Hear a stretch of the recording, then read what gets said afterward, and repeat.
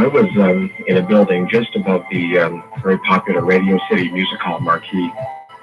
Um, like so many other people in New York City, just starting what we would call just a normal business day.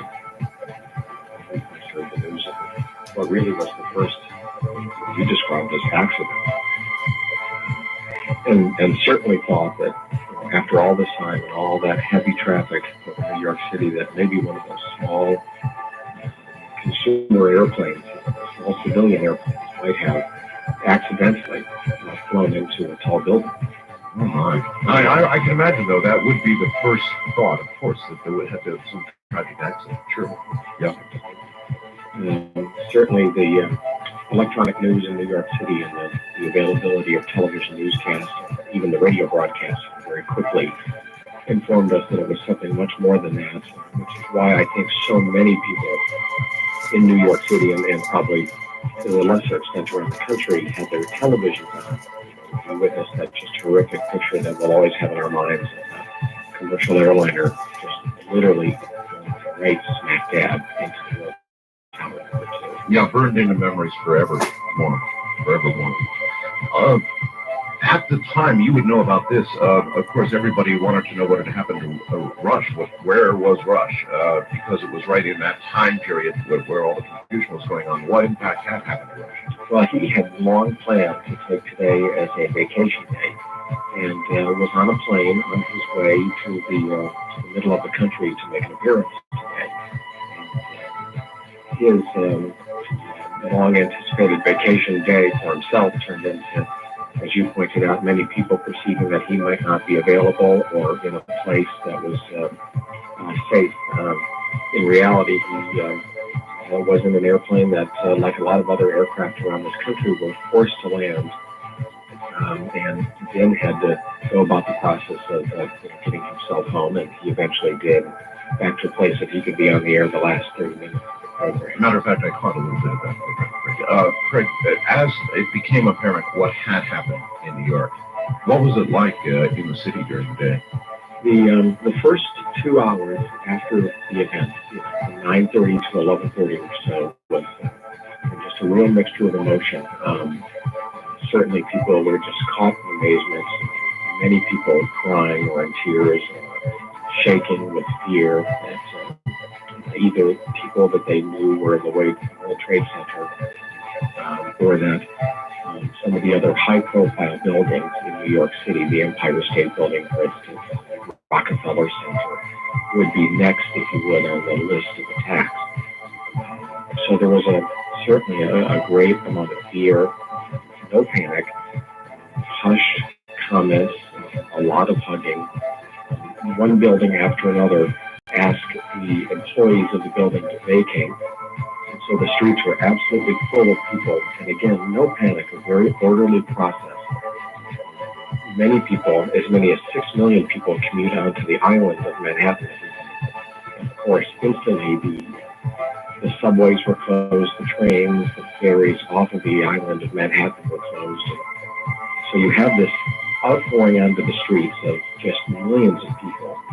And you have the exits off of the island temporarily disconnected. As a result, people sought hotel rooms, apartments, and homes of those that they knew on the island so that they had a place to go. And so by almost noon, New York time, the city had become very quiet again, almost as New York City was on the mute button that you would hold on your television remote control, to the extent that there was no subway trains underneath, there was no aircraft overhead.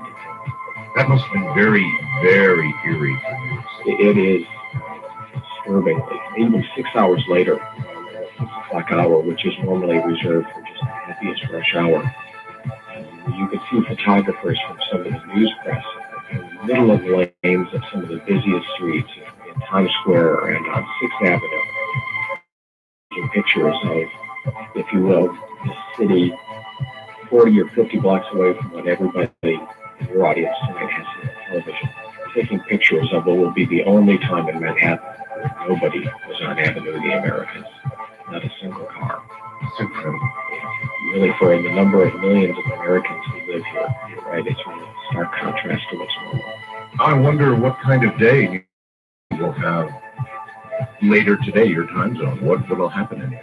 Well, they have suggested that schools will be open tomorrow in Manhattan, that the banks will be open, that businesses will be open. In some ways, it almost forces the routine of America to continue. Sure. But even in hushed terms, you can hear people around Manhattan who are not necessarily ready to go back to do business because it's such a superficial, almost callous-like disrespect for what has gone on literally less than 2 miles away, where we just know that there are potentially thousands of people buried under the rubble of almost 4 million square feet of office space that has just crumbled in front of us. The president seemed to suggest at the core of his message, perhaps, and that's where they're taking this from, that we can't be defeated by terrorism. It will not be defeated by terrorism. You know, steel and concrete may be, but we are not. And so people from that may be taking the message that they should pick up and continue with. Craig, I can't thank you enough for coming on the air. I wanted to get some sense, since you were right there in the middle of it all, it was like tonight, and you gave that to me. Excellent. Well, good luck, and I am very fortunate that you're in a place tonight that Americans all over the country can speak. I'm sure that they've listened a whole lot, and I'm sure there's a place for some of the emotion to come across tonight. It's obviously an excellent forum, and you're just the person to allow people to share. Thank you, Greg. Good night. All right, that's Craig Kitchen, president of Premier Radio Networks in New York City. And that's exactly what I'm going to do. As I said at the top of the show, there's no way I can out, nor will I try to out expert CNN and the others. This is talk radio, so I'm going to let you all talk. Now, I have one caveat that any of my guests, previous, present, or for that matter, ones that have not been on yet, who would like a word with a national audience, and I'm going to keep it short in every case, are welcome to contact my network office in Medford, Oregon. That would be the way to get on the air, and they'll filter the calls there and relay them to me. And if I think something is appropriate to put on the air, I will do so. My network phone number in Medford, Oregon is area code 541-664-8829. Once again, area code 541-664-8829. So if you're somebody who has something to contribute in the category of any of the guests that I've had on over the years, or call that number and they will screen those calls and pick out what they think is important. And perhaps we'll get some of that on the air. But by and large, what I'm going to do the night through is to let all of you say what you want to say.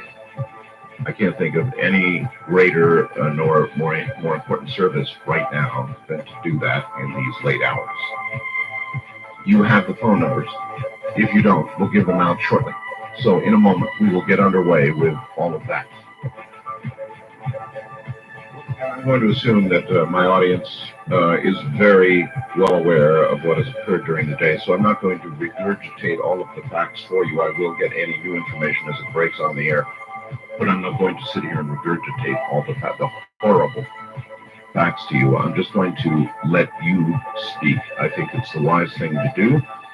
As I listened around, I hardly heard any of that going on, so we shall do that. First time caller line, you're on the air. Good morning. Good morning, Art. Where are you? Binghamton, New York. Okay. I'm a little ways away from the city. I'm not sure if you know exactly whereabouts that is. About how far from New York City are you? About 2 hours. Okay. I just wanted to say the mood here, even upstate, it's unimaginable. In a tragedy like this, it hits every one of us, and I think that we go through stages of shock, and then maybe anger. For me right now, it's still squarely in the shock category. We have a lot of our National Guard members. The lines for donating blood is just phenomenal. It's like a 6-hour wait. Even here, it's incredible. Well, maybe I'll ask you what I thought I would ask everybody as a general question. It's a simple question, straightforward. How do you think this will change America? That's I don't know. We'll definitely remember it forever. It has but more than that, it has a possibility of changing our lives. That the response to this and the sudden knowledge that we are this vulnerable will produce all kinds of things that some will say will threaten freedom. Yeah. And that's worth considering how much of a trade-off you're willing to make. Whether you're willing to sacrifice some of your freedom or more security, because that is what it will come down to. I would be willing to sacrifice more of my freedom. You would? Yeah, definitely. In the form of what? More security? More security, definitely. More Big Brother? More Big Brother. Yeah. I appreciate your call, sir. Yeah. Thank you. And, let me ask all of you that. How do you think this will change America? Because there is indeed going to be a profound change. I would like to remind my international listeners that you can reach us, and the following process will help you get to us. Canada, of course, can use the US 800 numbers. If you're outside the US Canadian areas, you would simply go to my website, artbell.com, and you would go down to Interact on the left-hand side in the yellow area. Go to Interact. Go to call-in numbers, and when you do, you will see codes for almost every country in the world. You might try dialing with that code, and then, of course, once you've dialed that code, dial our 800 number, which is toll-free from anywhere in the world. It's 800-893-0903. That's 800-893-0903. Toll-free from anywhere in the world. Wrong hardline, you're on the air. Hi. Good morning, Mark. Yes, sir. Good morning. Where are you?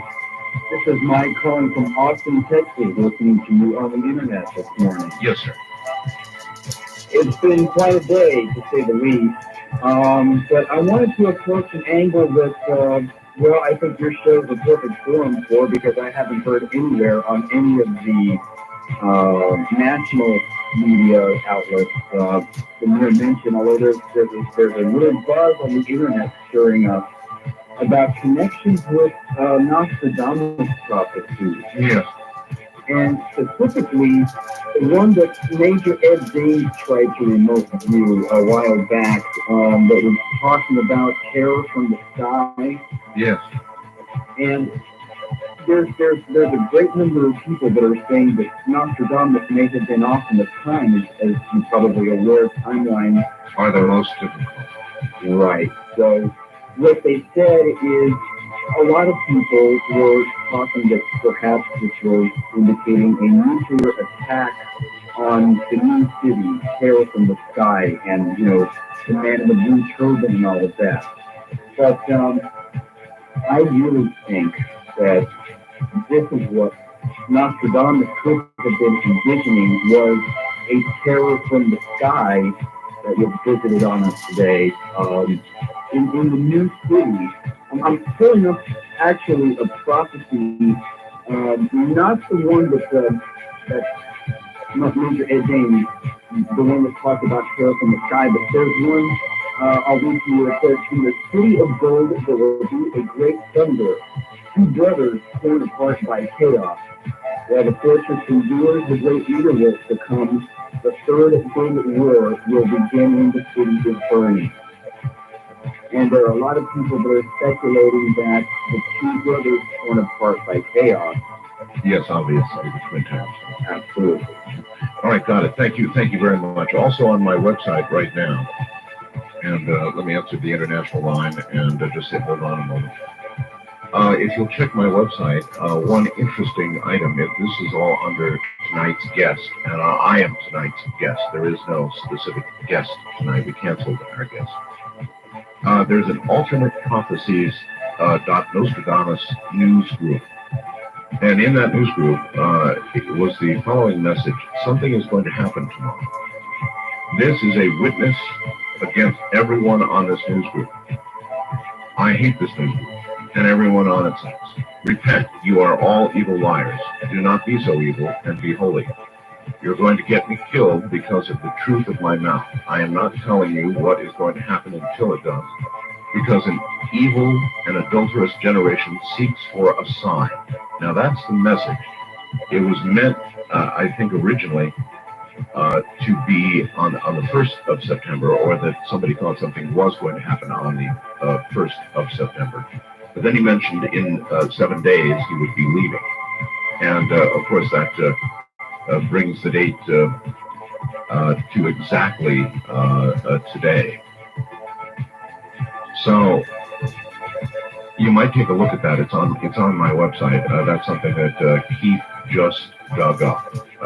And if you go to program tonight's guest info, and then just once you get there, scroll down. There is a link to that news group and that specific message, and you might look around yourself and see what you think. East of the Rockies, you're on the air. Good morning. Hello? Hello. Hi, this is Teresa Hi, Teresa. Where are you? from Tennessee. Okay. It was so eerie. Well, I just wanted to say I'm glad that you're on the show tonight. Thank you. I was worried that we wouldn't be able to hear ourselves. And, Well, I'm glad you can, and I should note here, no doubt, some large number of affiliates are off into their own continuing coverage of this. So exactly. I'm not sure even how many affiliates we have. Probably quite a number, though. Well, I'm very glad that you're on tonight. It was really strange, the previous caller about Nostradamus, because I was going to talk about that, but he already covered, what everybody else is thinking. Yes. But my heartfelt thing, my heartfelt thought is about the children. The kids, how are they going to see the world now? And I saw a psychiatrist on one of our local Las Vegas channels advising people not to tell the small ones about this Right. at all. Better just not tell them about it at all. it's been so over the media and everything, it'd be very hard. If your child is old enough to sit there and look at a bulletin or see CNN, then you're probably going to have to say something. But for the very little ones, they're advising. Well, yeah, I don't have any kids, but I'm just, worried about how they'll feel the day after. It's going to go a lot further than the day after. This is going to be I with know. us always. All right, thank you very much. Thank you. Take care. That is what we're going to do. We're going to pretty much be in open lines all night long. Listen to what you have to say. I'm sure you're well aware of it. That's in New York now. There really are almost no words, and yet you have to find them if you do a radio program. I'm Art Bell.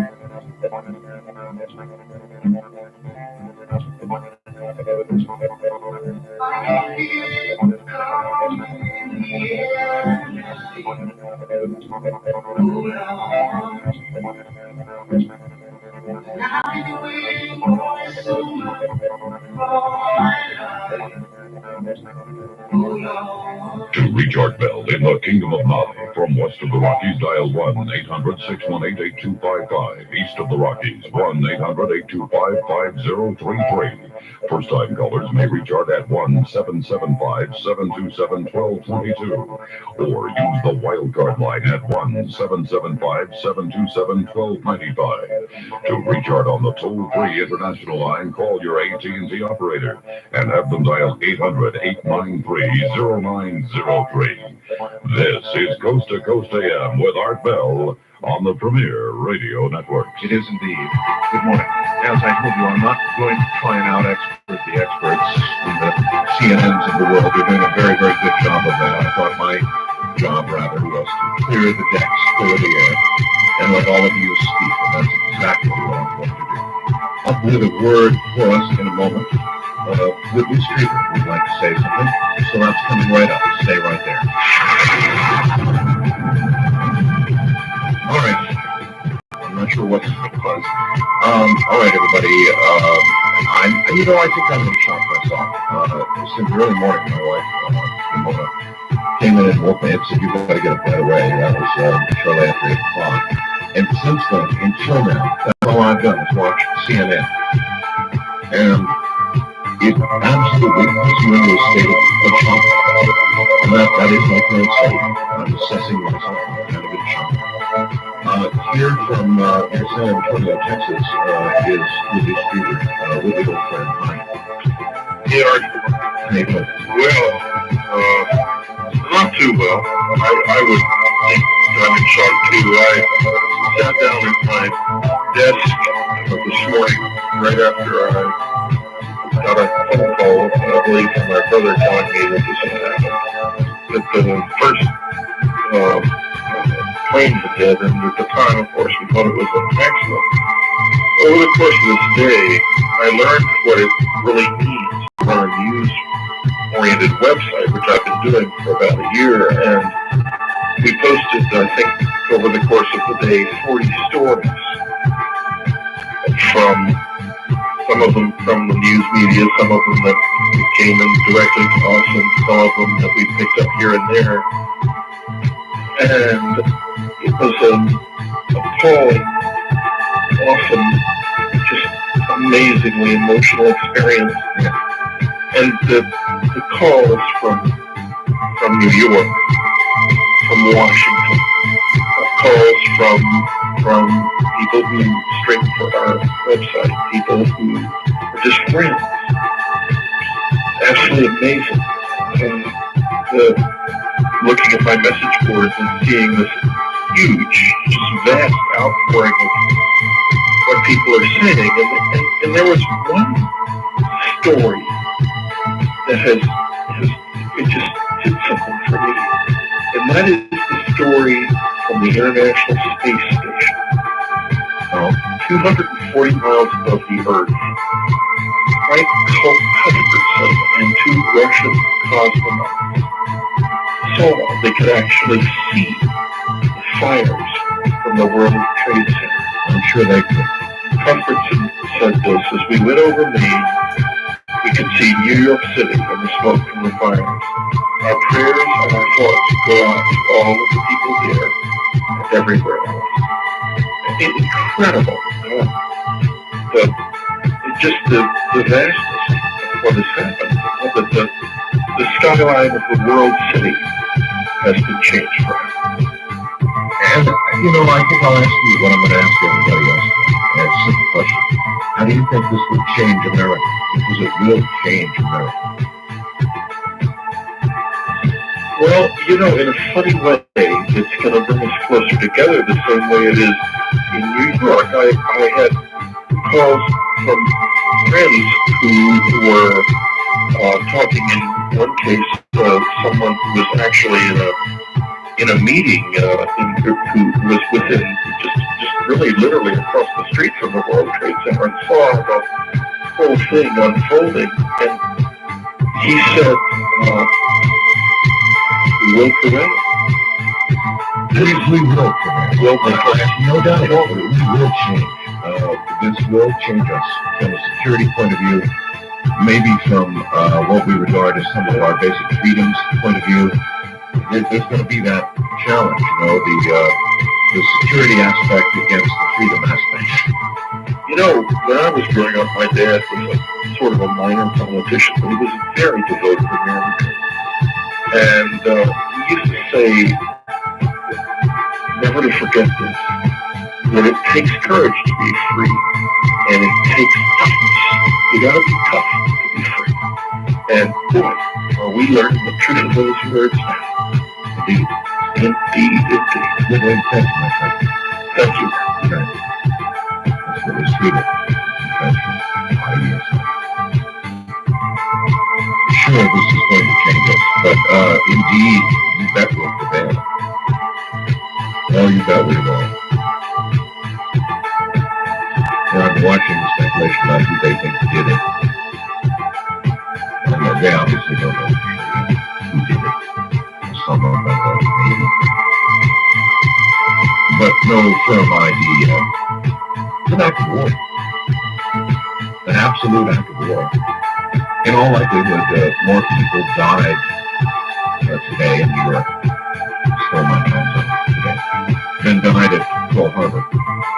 Somewhere I have the biggest family died at Pearl Harbor. It was over 2,000 soldiers and a lesser number of civilians. So that'll give you an idea of scale. And everybody, is of course comparing this to Pearl Harbor. And I guess that's fair. This just was a far more cowardly act, in my opinion, because this was actually aimed at civilians, whereas at least in Pearl Harbor, they were after military assets, which is what you do in war. Your war has changed. On my international line, you're on the air. Hello there. Hello? Yes, hello. Where are you, please?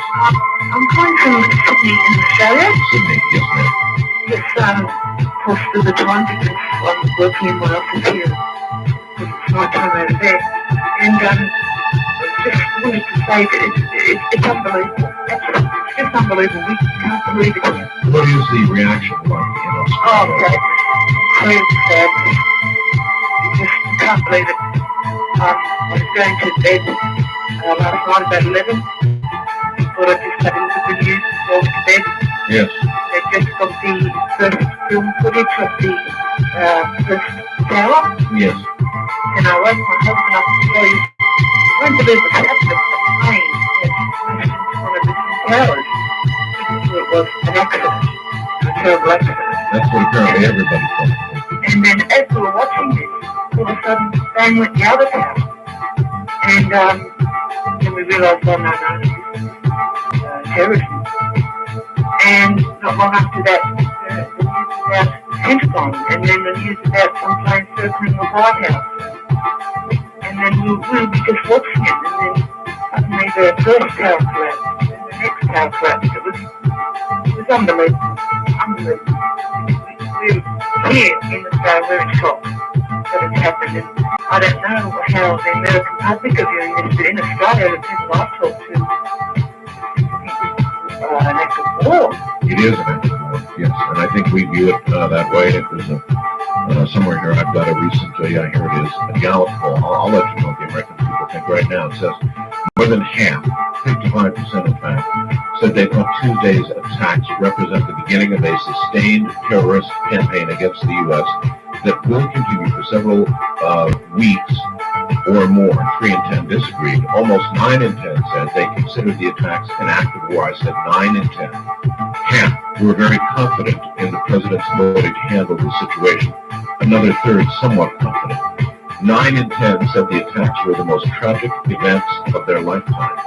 So there you have a quick read on what Americans think. It's terrible. It's really terrible. And what really shook us here was we've never really had a terrorist attack in Australia.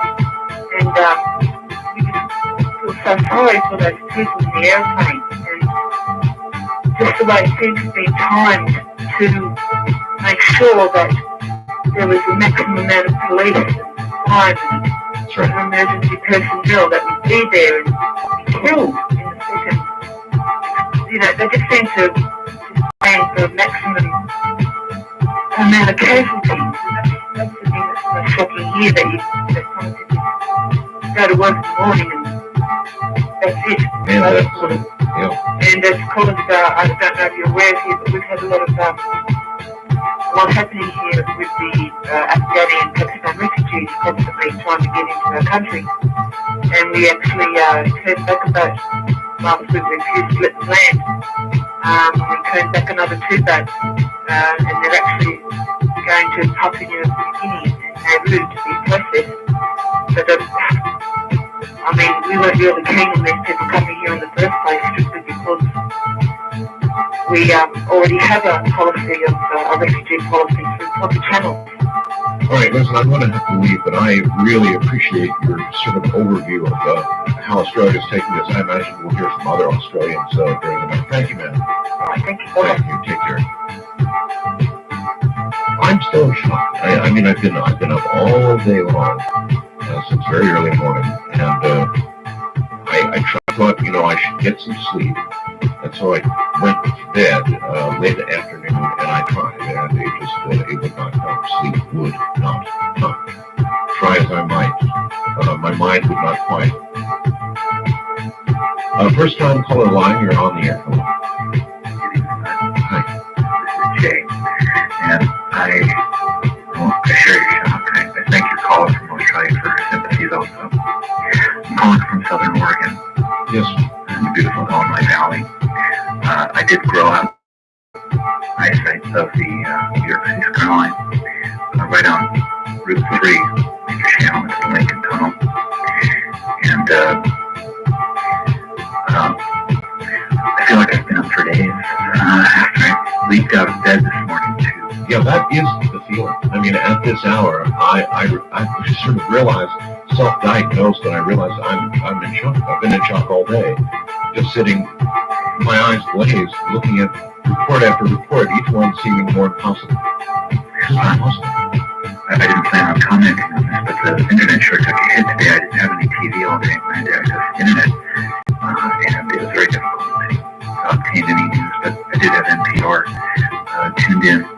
I just want to make a couple of comments, and I do have a dream to relate to you that's related. Well, my dad was in New York City. That was the first of my concern this morning, was getting to work, getting on the line where I could try and contact Dad. He works on Wall Street. Finally, he called me about noon, my time here on the West Coast, and he was okay. He made it to Good, now we don't have a lot of time. some hotel, and he was fine. He was right there. I want to mention and answer your question about how this would change the United States, and I'm 32 years old. My generation has not seen has not had a hands-on or a direct mental contact with any kind of war or death like this. The things that we see on the news are half a world away to us and detached, and this is, I think, going to affect the younger people in a deep way. Like when somebody tells me that I'm going to hold it there for you. I think you're right. I think it will affect the young people in a truly profound way. And I'm not sure how it will change them. Actually, that's a question I really want to ask all of you tonight. How you think this is going to change America? Again, we're going to prevail. Make no mistake about that. We certainly will. But it will change us in many significant, profound ways that will affect all of our lives. Simple as that. Well, card line, you're on the air. Hello. Hello. Yes. I'm Philip in Costa Mesa, California. Hello, Philip. I really got a question right about that. So, really in shock about the whole everything about this whole day. I was at work all day, and so I heard the audio of the entire event of the day. And when I got home this afternoon, And so pictures. I am in shock. That's as puny as the English language is, the only word that comes to mind. It's just terrible. Absolutely terrible. I have to say one thing though. It almost seems it is absolutely systematic the way the events occurred today. And I feel a great disservice being done to said right now, the city of Los Angeles, where they are, for the most part, saying all is calm, all is good, everything's safe. If indeed, as we saw the occurrences today, reveal themselves, for them to come out and say that out of the city. Yeah, isn't really the message of this, the real message, nothing is safe? Absolutely, Right. Absolutely. And I feel this was a great disservice being done, and I'm not speaking for the city. They're probably trying to keep the city of Los Angeles calm, and so I understand that. They're saying you are immediately safe. I guess they're probably not saying in the larger way everything is safe. That's ludicrous. Right, absolutely.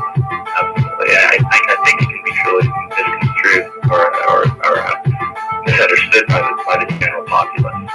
That's a good point. Yeah, but I think, again, I almost completely expect to attack tomorrow. This is something, I have to share something with you similar to the caller before. I went through a very, very deep anxiety in the latter part of last week, and I could not pinpoint it on anything. I would say to a degree, I've had certain abilities, so to speak, certain feelings, absolute dreams that have come true, and if this goes hand in hand with any of the feelings and dreams I've had before, it's not going to stop after today's event. It's just a real raw, nagging feeling, and but again, collectively as a nation, no matter how bad of things, it could have been something nuclear for the most part. It was for the most part conventional, isolated. I don't even know if I had to bring this up, but I got a call from one of my previous guests, Harvey Wasserman, and he's talked to us about things nuclear in the past. And he said, actually, Art, we should be counting our lucky stars that they did not target one of the U.S. nuclear facilities.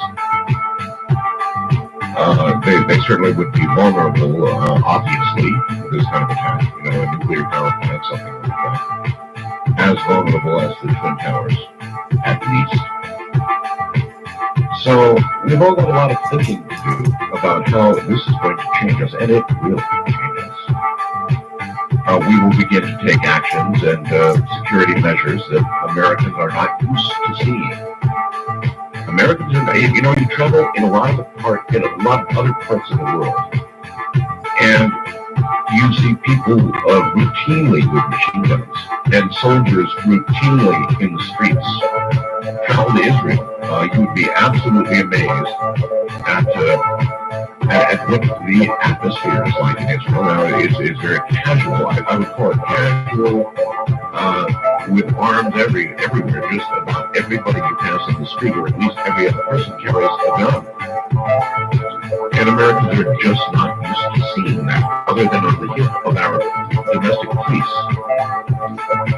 Well, obviously, the military is going to get involved, and we are going to see things we're not used to seeing, and we're going to, some of us, I think, feel infringed upon, our freedoms infringed upon as a result of the security that we're going to have. East of the Rockies, you're on the air. Hello. Going once. Yes. Anyone is on here? Yes, you are. This is Sean from South Dakota. Yes, Sean. I had a couple of things just kind of throw in the mix here a little bit. Sure. I think with putting airplanes back in the air tomorrow or later today, I think it may be a big mistake. Well, now, last I heard, they said at least until noon tomorrow. The at least part being, I think, important. In other words, I sort of feel that they will extend that. I kind of doubt they'll let planes back in the air at noon, but they might. You never know. And I think they need to kind of take a couple steps back on this one and figure out what they want to do. Something else I was trying to figure out is why they would not declare a national emergency on something like this. Especially when you have no idea if it's flying over your house, if it's going to crash into the business or crash into a military facility or something. It's almost amazing that martial law has not been declared yet. However, it may well be, thank you very much for the call, we're running for the top of the hour. It may be that the behavior of the American people is so appropriate that they don't need to declare martial law. And that's the way I guess I would like to think of it, that all of you are acting in a rather appropriate, shock albeit, but appropriate manner. And so the authorities have not felt the need for that yet. That's something kind of all over. That's something good, something on our side on a very, very bad day.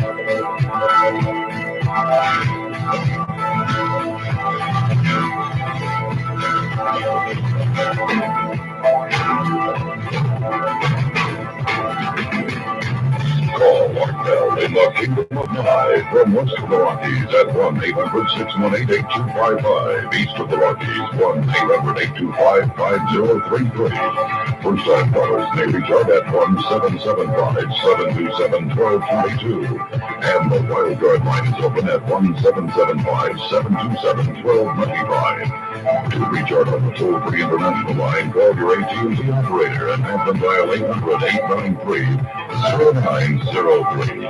This is Coast to Coast AM with Arpel from the Kingdom of Nye. Anybody see Yasser Arafat out there? Arafat sort of expressing condolences and big Arafat crocodile tears. What about crap? He doesn't represent the Palestinian people. I saw Palestinian people during the day, and he certainly doesn't represent them. All right, in a moment, we're going to hear from perhaps a series of people. Major Ed Dames has got some news for us, so we'll get to all of that in a moment. I'm Mark Bell. The only thing Lear Financial would like to say to you all this morning is, again, they would like to join others in expressing their condolences for what has occurred today to America and to Americans. A very profoundly sad day for all of us, and a day that I think continues in sort of a state of shock. It certainly does for me. So from Lear Financial, condolences. One of the men who brought remote viewing out of the U.S. military was Major Ed Dames. He's a frequent guest of mine. Was due beyond this week, as a matter of fact. He's in the Hawaiian Islands, and here's Ed Dames. Major Dames, welcome. Thank you, Art. I want to be terse and succinct and to the point here. Most of your listeners know who I am, so I don't think there's any need to go in the background.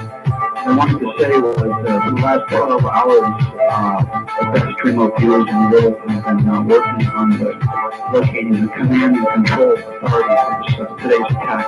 We have now pinpointed that. So I'd like to give you and your listeners that information. Go ahead. You know where the origins of the attack? We have a pinpoint location on the control authority. Yes. All right. We are the best in the business, and it's not risk taking when you do that, Marty. It's very high confidence. This is the kind of thing we did for the Department of Defense and Defense Intelligence Agency. I was the operations and training officer for the unit. You go right ahead, Ed. Okay. The Technical Military Institute is very closely associated with the Matrix Intelligence Agency. MIA is a civilian intelligence collection company. It has as its assets a number of things. It's a think tank. And it has some of the best remote viewers in the world working for it. It's not talk much about it at all. But its assets are the ones that supply the sketch that you have in your hands, and I fax to you. Do you want to explain to people what it is? Yes, I'm going to explain what it is. The sketch is of a domed mausoleum. This is Ahmad Shah Durrani's tomb in the city city of Kandahar, Afghanistan. Inside that tomb is an entrance, a secret entrance to a series of bunkers, 2 levels of bunkers that extend out and away from the tomb itself. But the entrance is inside Ahmad Shah Durrani's tomb. You go in there, go down 2 levels, and there is a bunker. In that bunker, this entire attack was planned and executed by 2 individuals. Now, we don't know what the individuals are. We can surmise, of course, who they may be, but we do not have that information. But the attack was planned and executed from that bunker underneath and outside of Ahmad Shah Durrani's tomb in the city of Kandahar, Afghanistan. I notice what I have here, Ed, is in what you sent me, and I see a series of notes that must be the notes of the remote viewers who are doing this. That is those notes are of one individual, Aaron Donahue. Those are his notes. You need not look at the notes. They probably would not mean a lot to you, but the sketch itself is important. And it is precise, the same kind of precision that we use to support Delta Force and others. And So Kandahar, Afghanistan, southern Afghanistan, in a bunker complex is 2 levels below that tomb. The tomb dominates the city of Kandahar. The tomb of Ahmad Shah Durrani was the first emir of Afghanistan, and he laid the city out. That's his tomb right there. It's very big, very beautiful, and impressive. Probably as impressive as the World Trade Towers were. all right, I will get this sketch with your permission up on the website. Yes, and Is that all right to do? yes, please be my guest. And we are now turning our attention to any other targets that are outstanding that this command and control center, this authorizing authority has on its plate. We want to see if there are any more targets that have not been hit. And that's what we're turning our attention to now. All right, well, when you get news on that, get hold of me right away, and I'll get you on the air. In the meantime, a lot of people are emailing me and saying, well, why didn't the remote viewers know this was going to happen? Remote viewers, psychics, people who look at specific targets. We have to turn our attention to something. In fact, our attention was on the Chandra Levy murder. We were looking for the murderer. I know you have news on that. In one video program that we'll get that on the air. In the meantime, thank you